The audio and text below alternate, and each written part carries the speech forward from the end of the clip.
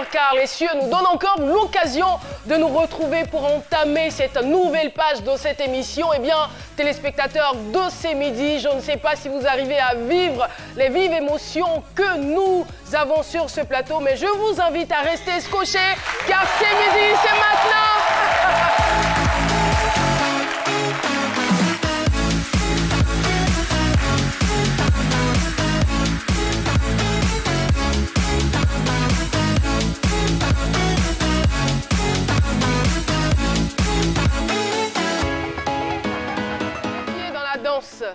Qui est capable de me défier dans la... Ah, ils sont pas nombreux, hein. Ils sont pas nombreux. Par ici, deux doigts, ici, vous êtes sûr? Alors, Madame Dekao, pardonnez, s'il vous plaît, la musique, le générique. Venez, s'il vous plaît. Venez, venez, venez. Elle a dit qu'elle est capable de me défier. Voilà. Placez-vous là. Allez-y. Hey.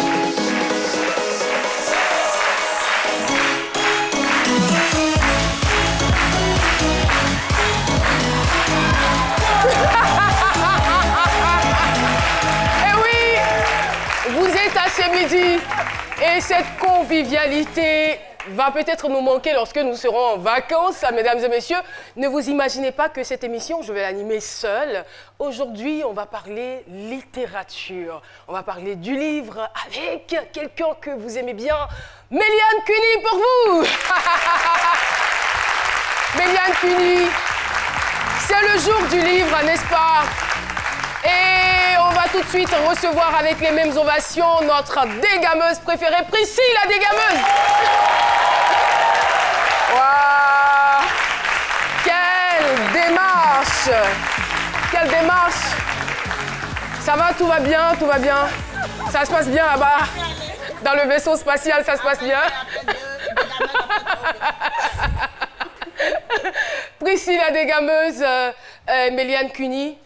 Mais je suis un peu triste parce qu'il ne sera pas là aujourd'hui. Non, mais c'est pas grave. En fait, c'est même pas... Docteur Philo ne sera pas là aujourd'hui. On est épanoui quand il n'est pas là. Je suis vraiment désolée. Oui. Même les graisses, ça dérange. Ça dérange? Ah, ça mitigé quand même.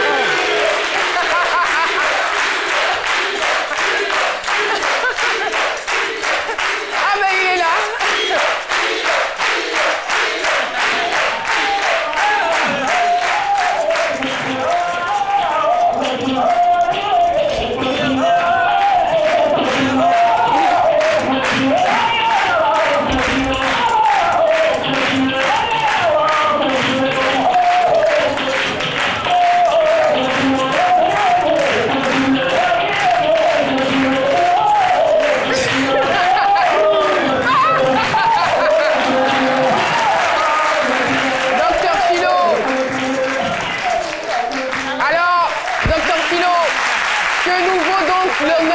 Ces danses, Philo.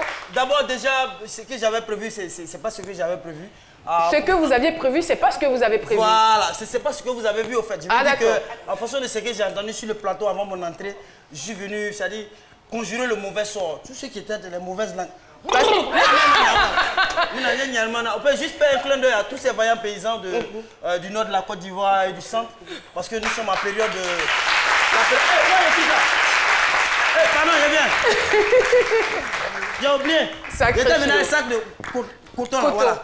C'est la période de la récolte du coton au nord à ce moment, donc je fais un clin d'œil à tous ces braves paysans. On en parle rarement, mais ils nous suivent.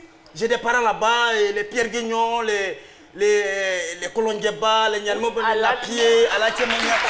Je vais faire un clin d'œil, franchement. C'est ça, c'est le coton qu'on appelle l'or blanc. Voilà, c'est la période de récolte. Cette chanson-là, c'est une chanson qui, c'est quand on est en train de charger les gros camions. Voilà. Quand on est en train de charger les gros camions, on sait que le jeton... On ne conjugue plus les mauvais sorts ou bien... Non, ça c'était tout à l'heure. Maintenant, voilà. Le mauvais sort, c'était par rapport à vous, parce que vous avez dit, quand il n'est pas là, on est épanoui. Donc là, il sent qu'il a des ennemis dans les environs. Et maintenant, quand le coton doit quitter le nord maintenant, dans les gros camions, on est content parce qu'on a eu l'argent. Et là, ça devient... Je ne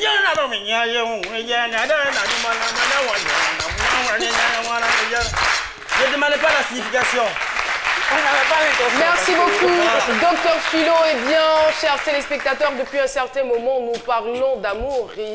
Et ce n'est pas de trop que de pouvoir parler d'amour, l'amour qui constitue donc l'équilibre, on va dire, de ce monde et le socle sur lequel nous sommes unis. Mesdames et messieurs, nonobstant le fait que nous soyons à 3 mois de la fête des mères, il nous est permis aujourd'hui de rendre hommage aux mamans et ou à celles qui se considèrent comme telles à travers le thème suivant, l'amour de ma mère a fait de moi une écrivaine. C'est pas moi qui le dis, mais c'est plutôt une charmante demoiselle du nom de Claudia Christy Goueli que je vous demande d'applaudir. Claudia est notre invitée témoin du jour. Tu l'as beaucoup sauvé, ton soleil va briller.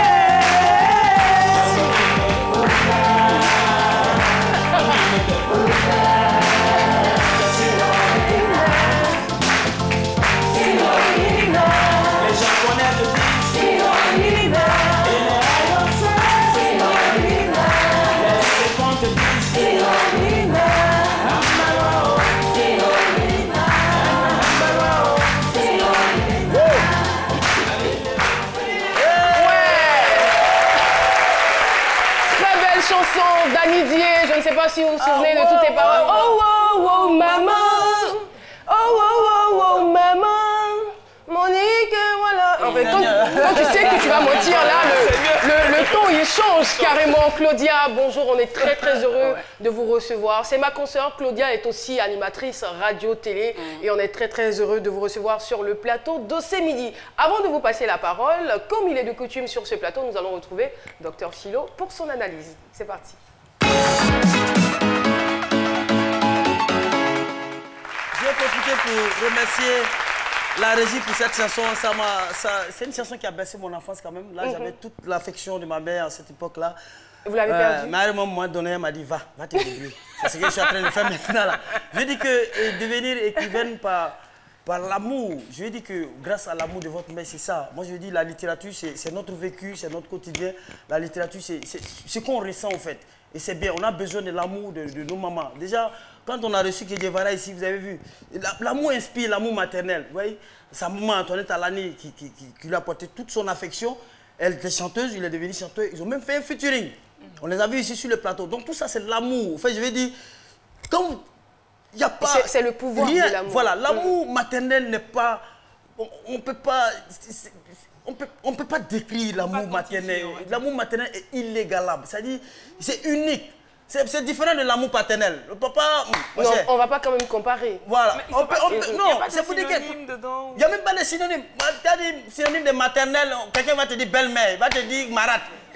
C'est pas la même chose. Je veux dire que je sens la chose en fait. Papa là, il n'y a pas le temps, il va aller chercher un autre. Ça veut dire souvent, vous croyez des enfants dans la rue. Papa Landry était là, je suis allé chez papa, parce qu'il y en a plusieurs. On peut prendre. Mais la mère, l'amour, voilà, l'amour maternel, c'est ça. On a besoin de cet amour-là.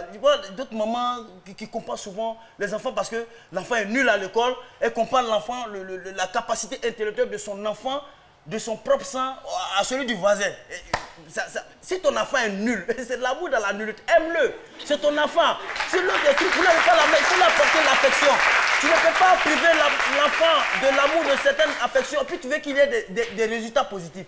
Donc, vous voyez, c'est dangereux. Donc, je dis que c'est bon, c'est ce que je vais dire. Et dit que quand vous suivez les films à l'époque, les westerns, les films où il y avait les haches, les trucs dedans, quand les guerriers vont en guerre, comment ils appelaient leur maman?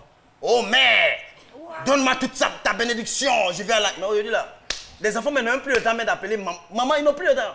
Maman, maman m'a cherché maman. Mais qu'est-ce que tu attends en retour? D'accord. Donc, je dis que je ne suis pas surpris de cela. Je ne suis pas surpris et je pense bien que cet amour-là vous a inspiré. Et on attend de voir le contenu de cette œuvre-là, si véritablement cela pourrait également nous aussi nous inspirer. C'est-on jamais, voilà. N'est-ce pas? Merci beaucoup, Dr Philo. Et tout de suite, nous partons pour la question du micro-trottoir. Comment témoignez-vous votre reconnaissance envers votre maman? C'est parti.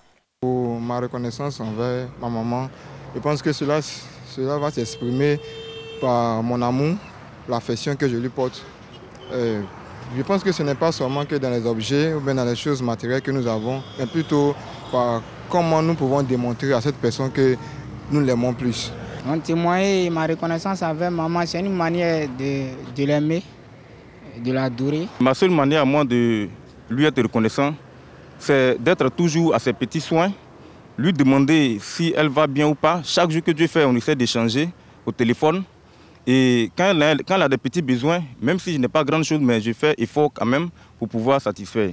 Pour moi, la reconnaissance envers ma mère, c'est d'obéir à tout ce qu'elle me dit de faire, de lui faire du bien. C'est-à-dire, si je travaille aujourd'hui, je dois être reconnaissante de tout ce que je gagne physiquement. Lui donner de l'argent, m'occuper d'elle, tout ça, voilà, au niveau matériel. Lui montrer que tu l'aimes par l'écoute et puis aussi le lui dire chaque jour. En la respectant aussi, ça lui montre que tu l'as aimé et tu l'aimes toujours. Pour témoigner ma reconnaissance à ma mère, je l'appelle chaque 2 jours. Comme elle vit loin de moi, elle vit à l'intérieur du pays, donc je l'appelle chaque 2 jours pour prendre de ses nouvelles, vu qu'elle est d'un âge avancé. Prendre de ses nouvelles, comment elle se porte, si elle ne manque pas de certaines choses, et puis aussi pour prendre certains de ses conseils, parce que je demeure toujours un enfant, même si je suis un adulte aujourd'hui. Merci beaucoup. Et j'ai entendu quelqu'un dire que ce n'est pas seulement par le matériel, voilà, qu'on peut témoigner ou qu'on peut démontrer à sa maman qu'on l'aime. Et c'est ce qu'a essayé de faire notre invitée. Je rappelle son nom, Claudia Christie Goueli.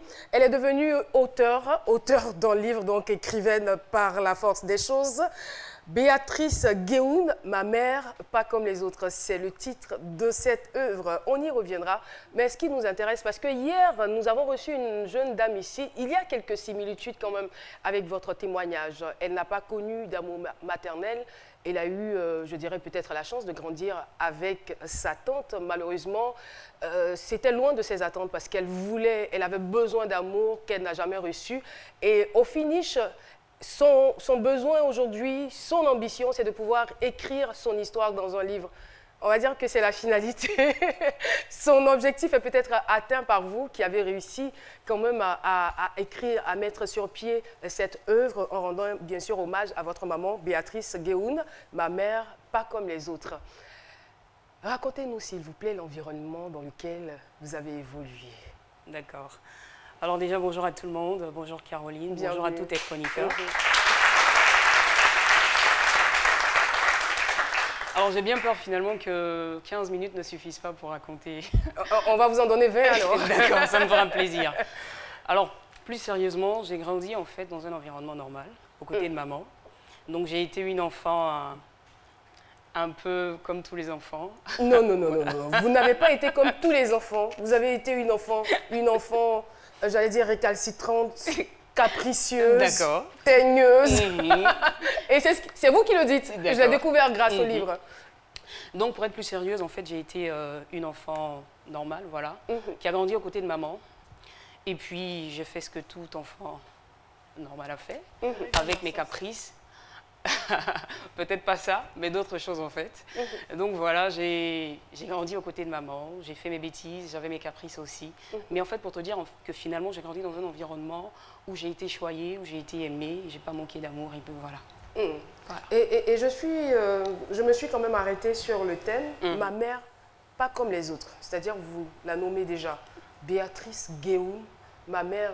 On aurait peut-être dit une mère pas comme les autres, qu'on aurait très vite compris. Mais le fait de personnaliser ma mère, pas comme les autres, comme si vous en avez eu plusieurs, je ne sais pas. Ah non, j'en ai pas eu plusieurs, mais déjà je le dis, je marque avec le ma. Pourquoi? Simplement parce que c'est la mienne et surtout parce que j'ai pas envie de la partager, pas du tout. Voilà. Vous la gardez jalousement? Je la garde jalousement, exactement. Alors, à quel moment vous décidez d'écrire toutes ces histoires? Ce livre, je le rappelle, vous le dédiez à votre maman. Pourquoi? Qu'est-ce qui vous pousse à le faire? L'histoire de ce livre est un peu simple, mais en même temps banale. L'idée d'écrire un livre pour maman, effectivement, naît dans mon esprit, on va dire, en août 2017. Voilà. Donc j'y pense parce qu'il y a l'anniversaire de maman, en fait, qui doit se tenir tous les 28 novembre de chaque année. Maman est née un 29 novembre, attention. Donc je me dis, mais attends, j'ai envie de faire un cadeau surprise à maman. Je vais lui offrir quelque chose, mais quelque chose de différent, de ce qu'on peut avoir l'habitude d'offrir à un parent qui célèbre un anniversaire. Alors je réfléchis, je me dis, mais qu'est-ce que je peux donner à maman qui soit différent et qui pourrait éventuellement la marquer à vie. Et donc je cherche. Et après je me dis, mais pourquoi ne pas revenir sur cette petite histoire que j'ai vécue avec maman dans mon enfance? Ça lui fera peut-être plaisir. Et donc je me mets à l'écrire, je prends ma plume à partir d'août 2017. L'anniversaire est prévu pour novembre 2017, donc du coup j'ai pas beaucoup de temps. Il faut faire assez vite, il faut s'asseoir, réfléchir aux histoires. Dieu merci, les histoires, je les avais déjà en tête, mais il fallait maintenant les écrire. Et en plus, la difficulté a été de les rendre dans un langage qui pourrait être familier à tout le monde. Un langage d'enfant, un langage simple, que tout le monde pourrait comprendre. Vous l'avez lu, donc je suppose que vous avez... Justement, je l'ai lu et je me suis même posé la question de savoir pourquoi avoir utilisé ce style. Exactement. Vous l'avez écrit dans un style très familier. Très simple à lire. C'est une animatrice. Elle aurait peut-être pu élever un tout petit peu le niveau en écrivant. Je ne l'ai pas fait. Pourquoi? Parce que je l'ai dit dans la préface. J'ai utilisé ce style d'écriture parce que je l'ai dit à maman, je me mets dans la peau de la fillette de 8-9 ans, qui ne se complique pas trop la vie, c'est dans la préface, et qui jette en fait sur du papier ses souvenirs d'enfance avec sa mère.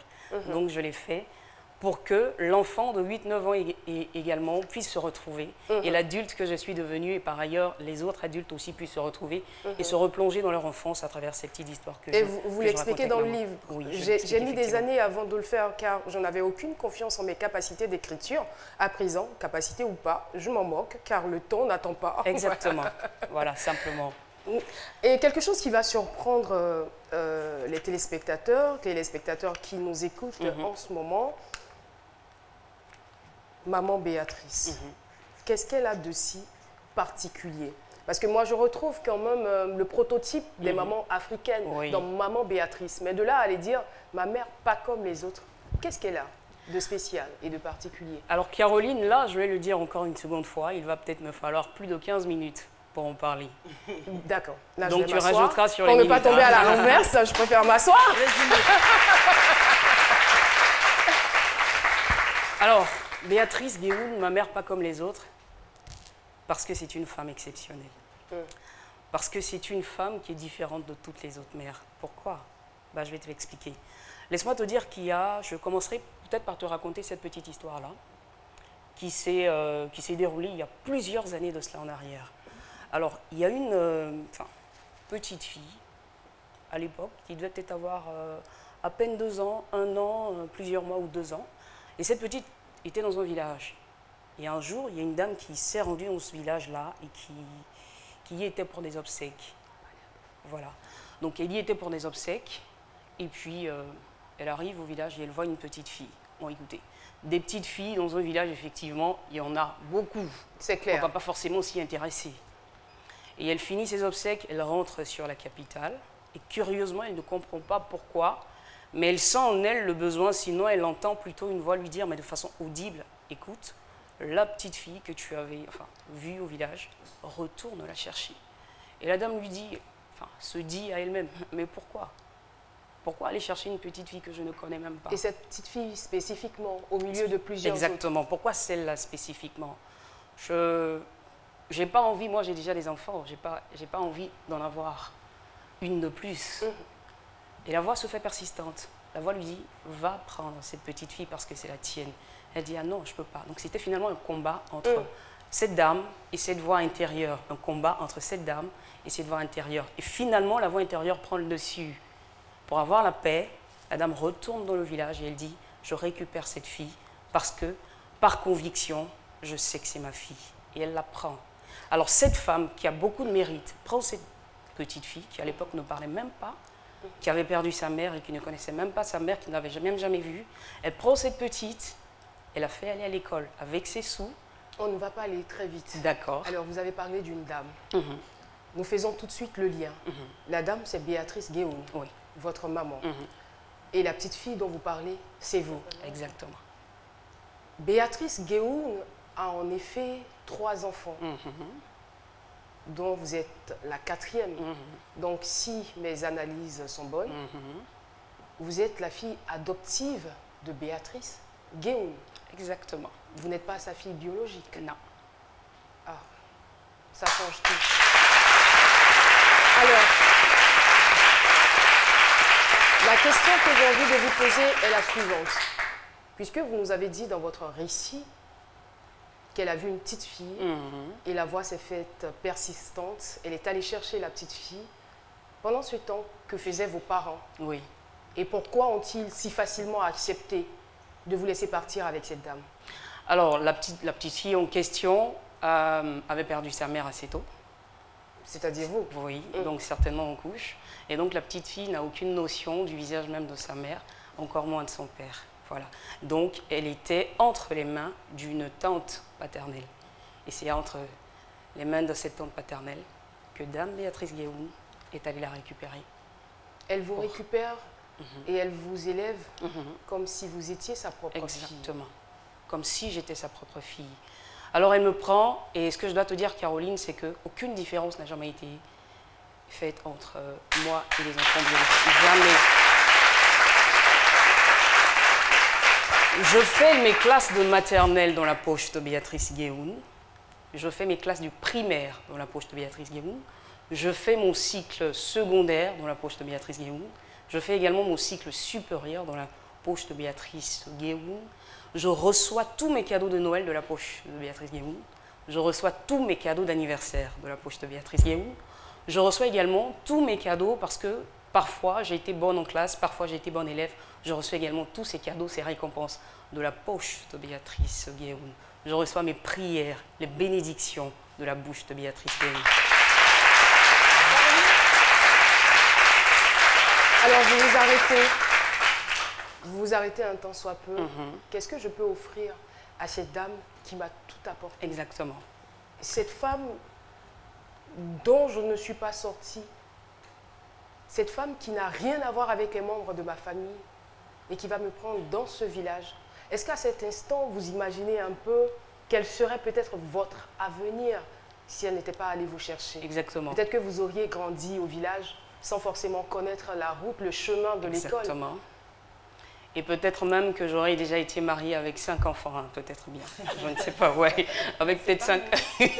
avec 5 enfants, j'aurais jamais été ce que je suis aujourd'hui. C'est te dire à quel point, Caroline, je lui dois tout à cette femme. Je lui dois ma vie. Claudia, si vous permettez, moi j'aimerais bien savoir à quel moment vous vous rendez compte, vu que l'amour n'est pas différent, vous êtes avec tout le monde, à quel moment vous vous rendez compte que vous êtes adoptée? À quel moment je me rends compte, plutôt à quel moment on me le fait savoir. Voilà. Quand j'obtiens le bac, d'accord, donc maman me le dit, pas parce qu'elle a envie de me le dire, mais pour ne pas que quelqu'un le fasse à sa place. Elle me le dit parce qu'il est aussi bon pour une personne de connaître son histoire, son identité.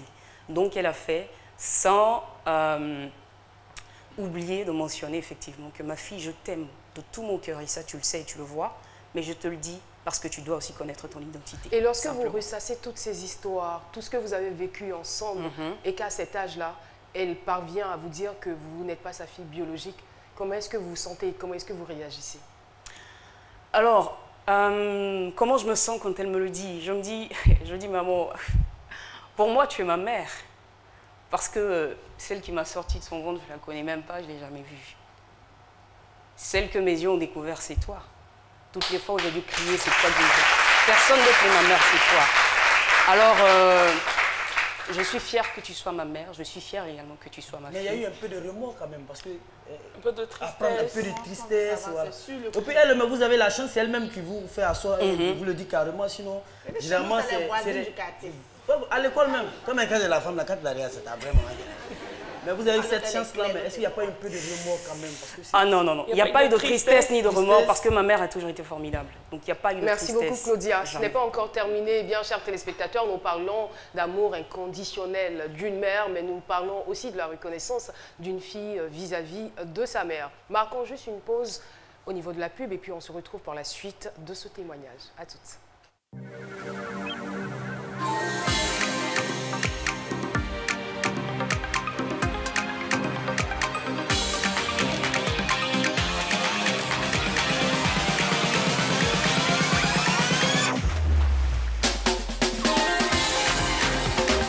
Parce qu'il s'agit de vos envies, de vos passions, de vos ambitions.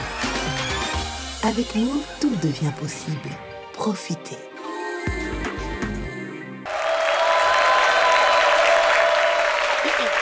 Et voilà, nous sommes donc de retour sur le plateau d'Ossé Midi. Merci de rester avec nous et merci à vous qui venez de nous prendre en marche. Nous parlons d'une jeune dame, Claudia Christie Goueli, qui est devenue écrivaine grâce à l'amour de sa mère, Béatrice Guéhoun. Eh bien, cette œuvre lui a été offerte le jour de son anniversaire en guise de reconnaissance. Alors, c'est quoi sa réaction quand vous lui remettez cette œuvre? Wow, c'est indescriptible la réaction de maman quand elle reçoit cette œuvre et qu'elle la tient dans ses mains. C'est des larmes, c'est des rires, c'est à la fois de la joie, de la stupéfaction, c'est beaucoup d'émotions, c'est beaucoup de larmes aussi. Ouais, beaucoup. On remercie maman pour tout ce qu'elle a fait et tout. Mais est-ce qu'à un moment donné, vous n'avez pas été curieuse, vous n'êtes pas dit, j'ai quand même envie de savoir qui était celle-là qui m'a donné la vie, qui était, à quoi elle ressemblait et tout. Et la tante en question, vu que maintenant vous vivez chez maman Béatrice, votre tante qui vous a gardé, quels sont vos rapports aujourd'hui? Oh, malheureusement, j'étais encore toute petite et la tante aussi, elle est partie, elle est décédée, donc voilà. Même plus de traces aussi, malheureusement. Et moi, j'aimerais, Caroline, si vous permettez, lorsque vous présentez l'œuvre, quelle est la réaction de vos frères et vos sœurs, les enfants de maman Béatrice? Bah, ils sont tous contents, c'est un peu la même réaction partout, ils sont tous contents, ils disent que c'est une très belle preuve d'amour en fait. C'est un sentiment de joie et de reconnaissance à tous les niveaux. Ouais. On sent beaucoup d'émotion dans votre voix en racontant ce témoignage. Nous allons partir dans cette œuvre, c'est un recueil de nouvelles, je le rappelle, Le toffee au lait. Depuis ce matin, j'ai un nouveau boulot. En plus d'aller à l'école, je vends désormais le toffee. Ma sœur Nancy veut que je commercialise. Pour elle, dans ma classe, à mes heures de pause, ces petits bonbons doux de chez Doux. Elle m'en a donné pour la vente une quantité d'une valeur de 500 francs ce matin. Comme une grande, j'ai fait ce qu'elle m'a dit, pardon, mais les clients sont ce qu'ils sont, hein. On ne peut pas les obliger à faire ce qu'ils ne veulent pas. Après une journée de classe et de travail bien remplie, il est l'heure de rentrer, mais aussi l'heure de faire les comptes avec ma sœur, en présence de ma mère. J'ai dû leur expliquer à toutes les deux que la concurrence est rude, donc pas facile de faire acheter la marchandise. Sur les 500 francs de toffee reçus le matin, j'en ai vendu pour 125 francs. Ce qui est déjà bon, hein, un bon début. Seulement, le hic, c'est que les 325 francs de toffee restants ont changé de forme dans l'emballage. Ils sont devenus moins gros et plus luisants. Nancy n'a pas mis beaucoup de temps à deviner ce qui s'était passé. Puisque je raffolais de ces friandises et que je n'avais pas d'argent pour en acheter suffisamment, j'avais pris le soin de goûter les toffees au lait un par un avant de le remettre dans leur emballage. Mon travail de vendeuse s'arrêtait net, mais de toutes les façons, moi non plus, je n'en voulais plus.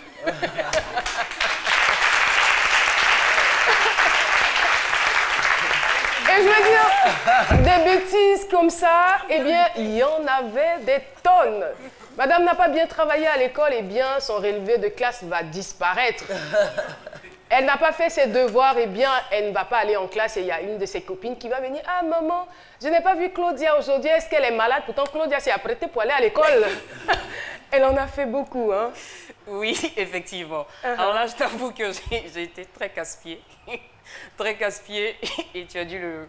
Je l'ai bien constaté. Et moi, ce qui me surprend dans cette histoire, c'est-à-dire qu'elle connaissait la finalité. C'est-à-dire qu'elle sait que quand elle va faire une bêtise d'une certaine envergure, elle va y passer. La chicotte va intervenir. Mais elle fait quand même. C'était plus fort qu'elle, quoi. Alors, ce que je veux savoir, pourquoi est-ce qu'on n'a pas senti ce côté maternel, ce côté tendresse, parce que c'est quand même un cadeau que vous lui faites. Oui. Ce côté tendresse, amour maternel, mais on a vu la maman un peu dure, un peu sévère. Oui, parce qu'avant tout, je voulais d'abord arracher le sourire. Voilà, à tous les lecteurs. Aussi arracher le sourire à maman elle-même en premier pour commencer. Donc, si avec ces histoires-là, je la replonge dans mon enfance, je lui rappelle des choses peut-être qu'elle a oubliées, je lui rappelle pour lui dire attention, moi je n'ai pas oublié, voici ce que j'ai fait, et voici en retour la correction qui a accompagné ces petits actes que j'ai posés. Mais en fait, te dire à quel point ça replonge tout le monde dans son enfance. Parce que quelque part, que ce soit Philo, que ce soit Méliane, que ce soit Prissy, tout le monde a eu une enfance avec des bêtises de ce type-là. Donc, finalement, tout le monde se retrouve un peu. J'ai pas voulu, c'est pas tellement, je veux dire, le côté sévérité de maman que je vais mettre en avant. Non, non, non, non. Parce que j'ai fait des bêtises, donc c'est normal que maman se comporte ainsi. N'importe quelle mère l'aurait fait si l'enfant déviait de la route. Donc c'est pas vraiment le côté sévérité de maman que je veux mettre en avant, mais c'est surtout ces petits moments de mon enfance. J'ai pleuré à l'époque, c'est vrai, parce que la chicotte, maman l'a fait venir, mais j'étais très heureuse. Est-ce que vous avez quelques remords, quelques regrets? Je veux dire, aujourd'hui, avec du recul, vous dites « Ah, la femme était trop bien, je l'ai beaucoup trop fatiguée ». Parce que ça, c'est votre enfance que vous nous racontez, donc j'imagine votre adolescence. Ouais, c'est une autre paire de manches aussi, ça je l'avoue. C'est une autre paire de manches, ça peut peut-être aussi faire l'objet dans notre livre, mon adolescence. Mais pour l'enfance, dire que j'ai des regrets, pas véritablement. Parce que n'importe quel enfant se serait peut-être comporté de cette même façon. J'ai pas vraiment de regrets. Peut-être le seul regret que j'ai aujourd'hui, c'est de me dire que j'ai pas suffisamment d'argent pour offrir ce que je veux à maman. Ça, c'est peut-être mon regret à l'instant T. Mais ça va venir. Mais concernant l'enfance, non, je regrette rien. Si on me ramenait dans mon enfance, je referais les mêmes bêtises. Et oui, oui, oui. Je referais les mêmes bêtises. Hein. Ouais. Et je suis sûre qu'elle doit être fière de vous, parce que même si vous étiez casse-pied dans votre enfance, aujourd'hui vous êtes une dame responsable, vous êtes animatrice dans une radio confessionnelle, ce qui voudra dire que vous avez quand même une certaine ligne de conduite. Exactement. Vous avez le sens des responsabilités, c'est pourquoi on vous confie donc ce poste. Et moi je suis aussi très contente, très fière de vous, de ce que vous êtes devenu et de la force et le courage que vous avez de témoigner votre reconnaissance vis-à-vis de votre maman. Et je veux dire que vous la mettez en avant en venant sur ce plateau, dire que ce n'est pas votre mère biologique, mais vous la considérez comme votre mère. Et vous êtes venu devant la nation et devant le monde entier témoigner l'amour que vous avez pour cette femme. Vous êtes à féliciter, mademoiselle. Béatrice Guéhoun, ma mère, pas comme les autres. Eh bien, on va donc retrouver notre sage, pas forcément pour parler du livre, mais pour parler à notre Béatrice, non pas Béatrice, Claudia. Tout à fait. Sage, tout de suite.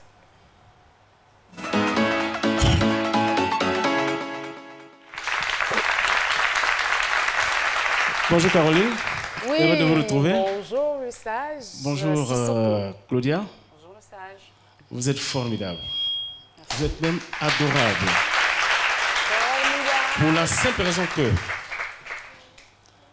vous aviez reconnu les retombées de maman. Vous lui avez posé beaucoup de caprices, vous l'avez embêté beaucoup, vous l'avez beaucoup enquiquiné. Mais en retour, vous avez reconnu, n'est-ce pas, que votre maman a été responsable. Elle a accepté tous vos caprices jusqu'à aujourd'hui. Je vais faire un petit recul auprès de maman pour dire, voilà, quand on a un enfant, il faut l'assumer. Il faut l'assumer, il faut l'éduquer. C'est ce qu'elle a fait de vous. Aujourd'hui, elle est fière. Elle en est fière de ce qu'elle a fait de vous. Elle vous a rendu complice. Elle vous a fait son complice. Vraiment, je dis merci beaucoup à maman Béatrice. Voilà. Pour revenir à vous, l'exemple qu'elle a fait de vous, ce qu'elle a fait de vous, ça va vous permettre aussi de faire votre vie. Quand vous aurez la chance d'avoir des enfants, vous saurez comment les éduquer. N'est-ce pas? Vraiment, merci beaucoup et félicitations de ce que vous faites. Parce que vous avez posé un acte très important, la reconnaissance de ce que maman a fait en écrivant ce bouquin. Ce n'est pas tout le monde qui pense à ça. Vous l'avez fait et ça faudrait que la nation vous le soit reconnaissant. Merci beaucoup. Merci le sage Sissoko et merci à Claudia Crissi d'être venue donc sur ce plateau. Eh bien, Béatrice Guéhoun, facile à lire, hein, en moins de 30 minutes. Vous avez terminé, mais c'est toujours avec le sourire aux lèvres parce que vous-même, vous vous revoyez dans votre enfance. On vous remercie en tout cas d'être passé sur notre plateau. Et le livre, il est disponible dans certaines librairies, n'est-ce pas? Merci beaucoup. Restons toujours dans le domaine de la littérature. Eh bien, j'adore, je commence à adorer les mercredis parce qu'on parle littérature et c'est vraiment instruisant et très édifiant. C'est Net Littérature, c'est avec Méliane Cuny. Et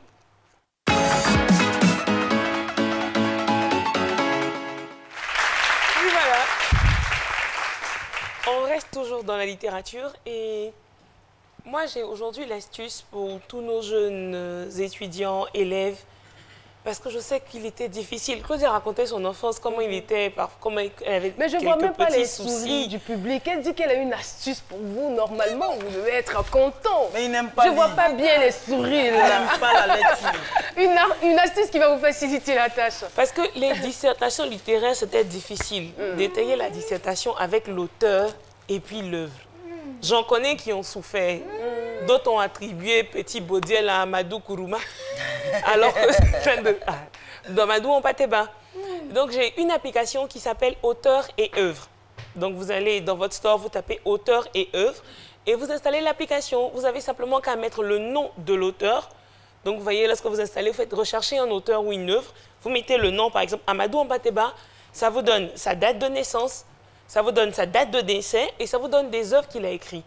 Donc, vous avez la possibilité, vous, de retrouver tous ces livres-là, de les lire et puis d'agrémenter vos dissertations littéraires. Donc, après, ce que vous faites, c'est que vous retenez les dates, vous retenez les œuvres. Philo, par exemple, Senghor, tu peux me donner une œuvre de Senghor? Senghor... Bon, quelle œuvre que tu connais? Attends, on a triché. C'est... L'absence, c'est ça? C'est ça? C'est ça, l'absence? En style noir? Oui, en style noir, absence, ouais. Amadou Kourouma. C'est écrit ici et puis tu me demandes. Moi, je ne sais pas. Lui, en même temps, on peut soit les gens souhaiter. Mais moi, je dis, est-ce que c'est suffisant? Parce que généralement, vous avez parlé de dissertation littéraire. Et en dissertation, on était un peu je vais dire... Les idées par des paragraphes de l'œuvre, par des passages de l'œuvre. Justement, lorsque vous cliquez sur l'œuvre, vous sélectionnez une œuvre dans votre application, vous avez la possibilité d'avoir le résumé de l'œuvre, d'avoir l'idée générale de l'œuvre. Donc, tout simplement, votre dissertation littéraire, elle est facile. C'est à utiliser pour vos exercices à la maison, je précise. Parce qu'il ne faut pas faire une compo, il a son téléphone et puis il va commencer à tricher, il va dire, on a dit ça dans CNET Littérature. Non, j'ai juste dit d'utiliser ça pour faire tes exercices à la maison et puis pour retenir. Mais pas pour l'utiliser pendant les devoirs, je vous en prie. Je ne suis pas témoin. Mais je crois que les téléphones portables sont interdits pendant les devoirs, non? Donc c'est bon, c'est mieux. Non? On ne sait jamais. Il y en a qui réussissent à rentrer avec elle. Il y en a qui réussissent à rentrer avec. Ils vont dire que mettent ici, là, mettent ici. Philo connaît la stratégie. Philo connaît la stratégie. Ouais. Bon, apparemment, ça sent du vécu. Donc voilà, simplement télécharger auteur et œuvre dans vos différents smartphones. Et puis vous avez la possibilité d'étudier. Donc avec la technologie, on peut aussi étudier et aimer la littérature. Avant d'aller plus loin, je pense que quand on triche, on y met beaucoup d'énergie quand même. Beaucoup d'énergie et de temps, je veux dire, réfléchir, trouver la formule. Et puis le stress, la peur d'être attrapé par le professeur. Donc pourquoi toute cette énergie-là, on ne l'utilise pas en même temps pour étudier? C'est pas beaucoup plus facile? C'est plus facile, C'est plus facile, non? Le tricheur est plus intelligent que le premier de la classe parce que le bon tricheur, il suffit qu'il voit seulement qu'une seule formule, tout lui revient dans la tête en même temps. C'est-à-dire, oui, sérieux. Non, Philo, on ne va pas faire ici l'apologie de la tricherie. C'est pas bon, ne trichez pas. Non, mais si ça se passe comme ça veut dire déjà qu'il est intelligent. Donc, voilà. C'est de savoir capitaliser, c'est de savoir utiliser son intelligence, c'est tout en fait. Elles sont rapides.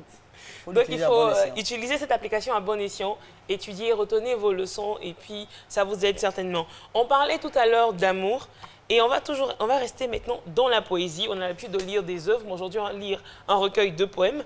Il est de Danielle Seka, il faut dire qu'elle est née en 1992, juillet 1992, et elle a commencé à écrire des poèmes lors d'un concours à l'école. Et elle a aimé, et dans cette œuvre on parle uniquement que d'amour. On parle de l'amour, c'est vrai, amour homme-femme. On parle aussi de l'amour vis-à-vis de la nature, de l'environnement. On parle de l'amour du prochain. Et le poème que je veux lire, c'est le poème 11. Le poème s'intitule « L'amour ». Ça nous fait vivre, ça nous fait sourire. Des instants magiques, souvent éternels, mais parfois éphémères. L'amour, on le croit, est comme le fer, plutôt comme l'œuf, si fragile. L'amour est comme le vent qui passe. C'est cette eau ruisselante, cette journée qui...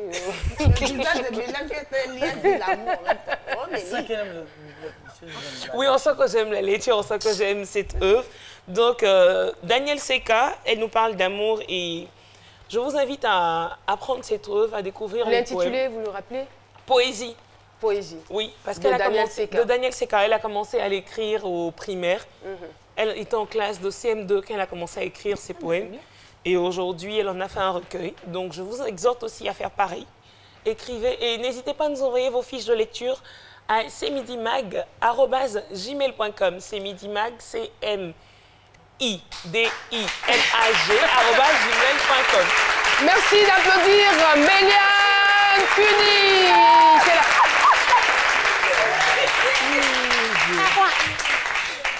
Je suis là. On va partir à bonjour ta maman. Hey. Il m'a fait tomber. Qui? Ça là. Le décor. C'est le décor que tu viens d'insulter. C'est qui? Ça là.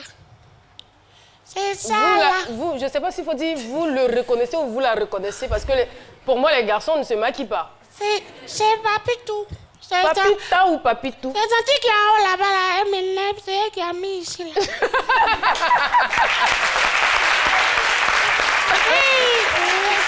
Et lui là, il a porté.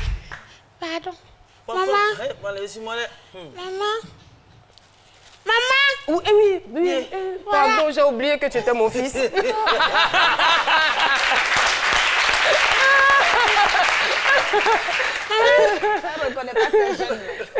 Et là, Papitou, mon fils adoré, nous revient donc avec un trophée Ouistiti d'or 2017 du meilleur humoriste pour enfants. Vous l'avez remporté au Burkina Faso. Félicitations, on se lève. Papitou, bravo. Merci. Bravo. On appelle ça Ouistiti d'or. Mais la photo là ressemble à Philo. C'est Philo. Non, c'est son grand-père.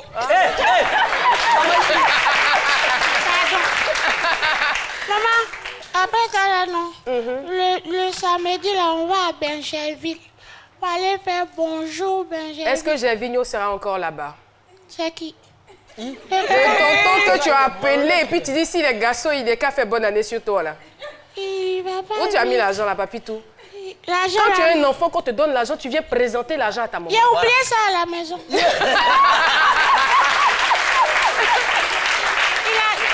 a travaillé. Non, maman, on sera à Bencherville le samedi à 20h. À Bencherville. Pour faire bonjour, c'est ça? On va dire bonjour Bencherville. Bonjour Bencherville. Samedi à partir de 20h. Moi, je vais aussi. C'est le samedi 13, hein? Samedi prochain. Si j'avais dit samedi prochain, tu allais me dire samedi 13. C'est comme ça tu es. On a dormi, je dis non, on dort demain. Et puis après demain. Merci beaucoup, Papitou. Rendez-vous le samedi prochain à Bencherville pour Bonjour Bencherville. Merci beaucoup. J'ai vu Tanti là dans Bonjour. Tu l'as vu aussi. Elle est un peu... appelle les trucs bêtes là. Aussi. Merci beaucoup. Priscille la dégameuse dans ses œuvres. On est parti en zouglou. Vous aimez le zouglou? Oui. Zouglou! C'est... Piégez un zouglouman. Ensuite. C'est parti. Aujourd'hui, là, c'est toi qui vas faire le piège à ma place. Parce qu'eux, là, ils me connaissent. Même s'ils me déguisent jusqu'à demain matin, ils vont m'attraper. Quand tu vois, c'est pour ça que je t'habille en benguis. Bon, tu vas faire la benguis. Quand on va arriver là-bas, là, d'abord, on va appeler. On appelle. J'ai déjà appelé son manager pour la briefer. Donc, quand tu parles à lui, là, tu lui dis que je viens de Paris, j'aime votre musique et tout. Donc, tu fais un peu comme si tu fonds de l'autre façon. Tu me dragues. Maintenant, tu lui dis que tu arrives là-bas. D'accord. Dans son coin. Choque un peu. Je viens de Paris. Donc, non, ça a passé. Ça a glissé. J'ai la foi. Allô? Bonsoir. C'est Sawako? Oui, c'est Sawako. Ok, je suis en train de venir maintenant vers vous là. Ah bon? Ah, moi, je sais pas. Mais vous êtes où? Oui, bon, je sais pas. Bon, ok, Ayopougon, oui, allô? Mais demain on a un maquis où on fait des soirées. Demain comme ça, il y a une soirée qui est là, les gens vont venir. Ouh là là là là là là là là là là, j'ai quelque chose de balèze de prévu demain à Bassam. S'il vous plaît, je suis déjà en route. Tonton Moussa m'a donné les indications, tout et tout. Vraiment, faites un effort parce que là, si je ne vous vois pas ce soir, franchement, je ne sais pas comment ma vie va se terminer. Franchement. Franchement, tu sais, depuis Paris, j'adore la musique. Non seulement j'adore votre musique, mais je vous adore vous-même. Surtout toi, Sawako, franchement. Il faut que je te voie de mes propres yeux ce soir pour pouvoir vraiment avoir le cœur tranquille, s'il te plaît. Ok. Donc j'arrive. Je suis déjà lavé, ma brossée et puis on se passe là. D'accord, c'est aimable, hein, mais ok. D'accord. Attends, tu te fais chic, hein, tu te fais propre, hein, comme je te vois sur la vidéo là. Non, ça va, j'ai pas envie de me compliquer la vie. J'espère que je vais adorer en tout cas. Ok, bisous, tout à l'heure.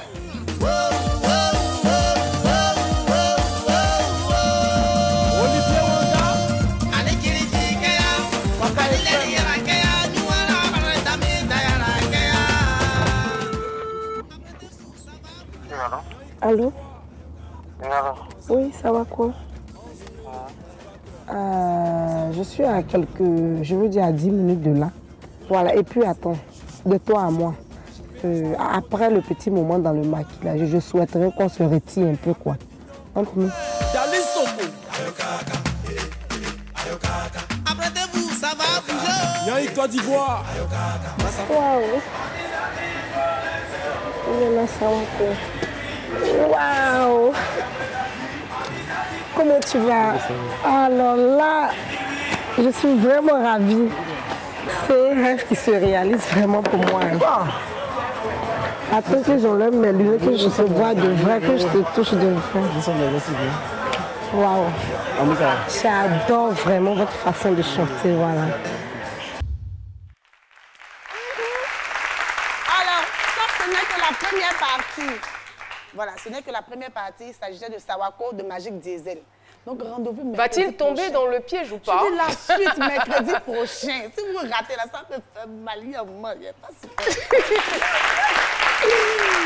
Merci beaucoup, Prissy, la dégameuse. Alors, si vous voulez avoir la suite, rendez-vous donc le mercredi prochain sur le même plateau. Et nous profitons donc de cette occasion, mesdames et messieurs, je vais vous demander de vous lever parce que nous sommes au terme de l'émission. On applaudit très fort pour le lycée technique d'Abidjan, Cocody. Le lycée, enfin, pas le lycée, mais Prosper Mérimée. C'est une grande école, n'est-ce pas? Prosper Mérimée. Merci d'avoir été avec nous. Mais c'est quoi, vous êtes ici à quoi? Hein? C'est vite fini. Lycée technique d'Abidjan Cocody. Voilà. Prosper Mérimée. Fan Club Semili. Merci d'avoir été avec nous. Eh bien, nous sommes donc au terme de cette émission. Merci de nous avoir suivis. Merci de vous être réjouis avec nous, très chers téléspectateurs. On se donne tout simplement rendez-vous demain à partir de 12h. Au revoir.